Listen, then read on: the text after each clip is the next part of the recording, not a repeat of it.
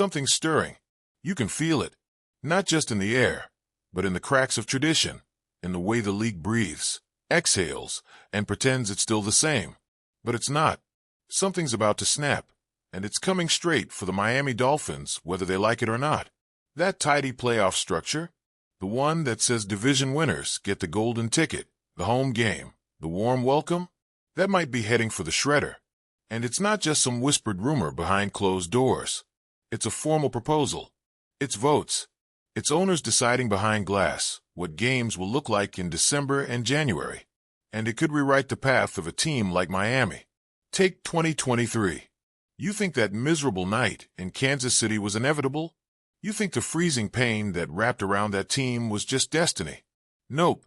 If this rule, this sharp, cold realignment of playoff logic, had existed, Miami would have flown somewhere else entirely. Not Arrowhead. Not into the blizzard and into the arms of a Super Bowl-bound buzzsaw. They would have faced Cleveland. A different beast. Still on the road, but not that kind of road. And the shift isn't small. It's seismic.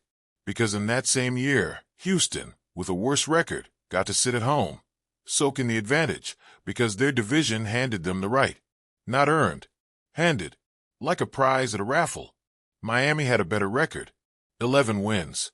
Not perfect, but more than most. More than Houston. More than fairness could justify. But the format, that old relic, doesn't care about fairness.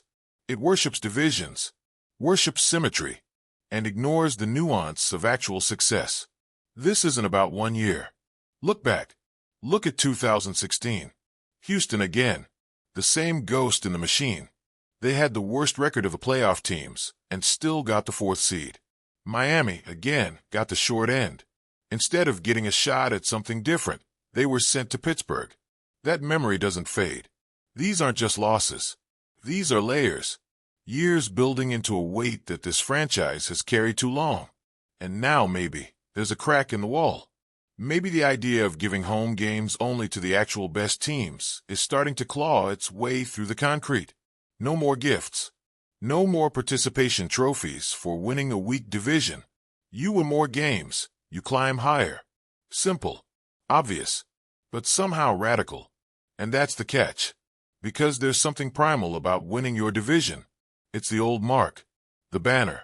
The part of the locker room that still means something.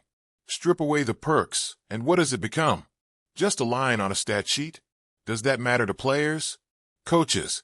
Fans? The answer's not so clear. There's blood in this. Rivalries built on the bones of divisional matchups. The idea that no matter what happens in the rest of the league, if you survive your own backyard, you get the reward. Take that away, and it's a different sport. A meritocracy, sure, but colder. Sharper. Less romantic. More ruthless.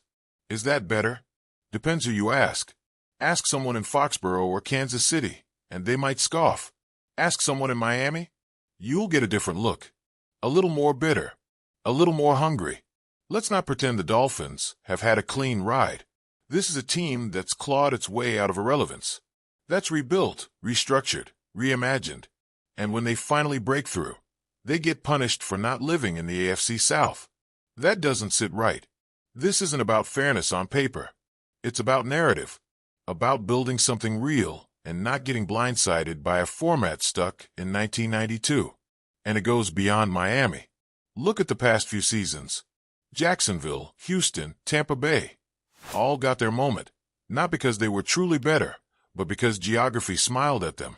A weak division becomes a golden escalator. Teams with actual grit get thrown to the wolves. It's the kind of logic that breeds resentment, that mutates competition into bureaucracy.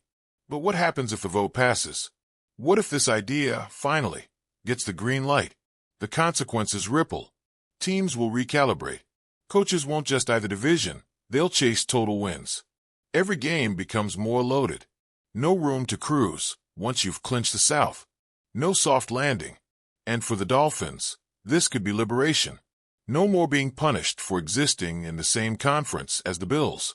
No more second place in a stacked neighborhood meaning third-tier treatment. But even now, with everything on the line, nothing's decided. The owners will sit, sip coffee in Minneapolis, and decide how football works now. They'll look at spreadsheets, maybe, win percentages, but they'll also feel the pressure of tradition, of changing something too sacred. And if they vote it down, then what? Back to the same dance. Back to Miami watching the fourth seed go to a 9-8 team that barely scraped, and while they pack their bags for another brutal away game.